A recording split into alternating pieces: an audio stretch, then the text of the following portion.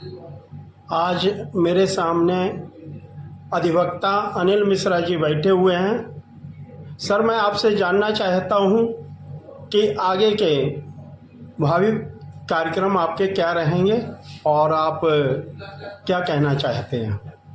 भावी कार्यक्रम तो समस्त देश के संगठन, राजनीतिक दलों, नागरिकों को, सवर्ण, सनातनी सबको अपने साथ जोड़ना है।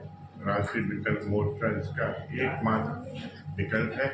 उसके अलावा कभी भी कोई अन्य राजनीतिक दल की आवश्यकता नहीं है। सवर्ण और सनातनी को सिर्फ अब राष्ट्रीय विकल्प मोर्चा जो है उसके तहत ही आगे भविष्य में चुनाव लड़ा जाएगा और सत्ताओं पर आसीन हुआ जाएगा। राष्ट्रीय विकल्प मोर्चा देश में किस तरह से काम करेगा। उसकी कार्यशैली इस प्रकार नहीं होगी कि किसी संगठन या राजनीतिक दल को दबा दिया जाए या खत्म कर दिया जाए। राजनीतिक संगठन, राजनीतिक दल, अन्य संगठन जो हैं वो अपनी जगह कार्य करेंगे, लेकिन हम उनकी ताकत और उनके वजूद को देखते हुए ये डिसाइड करेंगे कि वहाँ से किसको चुनाव लड़ाना है, किसको नहीं। और विकल्प का आशय ये कदापि नहीं है। जिस तरह से देश में एनडीए, यूपीए काम करते हैं, उस तरह से ये राष्ट्रीय विकल्प मोर्चा है, ये भी उसी तरह कार्य करेगा।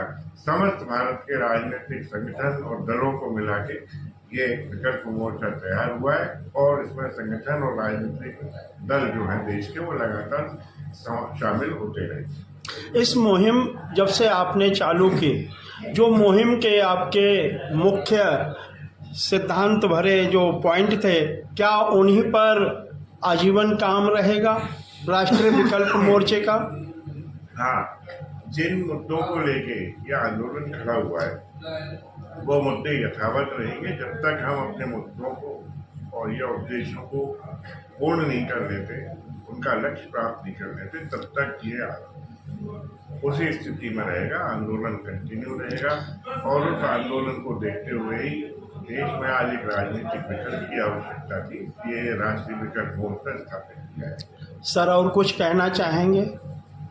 बस निवेदन समस्त नागरिकों, सनातनियों, समस्त सवर्णों से यही करना चाहूँगा कि वे सब शीघ्र राष्ट्रीय विकल्प मोर्चा की सदस्यता ग्रहण करें। बाकी राजनीतिक दल हैं जो देश में और अन्य संगठन हैं, उनसे भी ये आग्रह है, मेरा निवेदन है कि आज विषम परिस्थितियों में जब देश पतन की ओर है, सवर्ण और सनातनी पतन की ओर है, धर्म और अधर्म का युद्ध चल रहा है, इस धर्म और अधर्म के युद्ध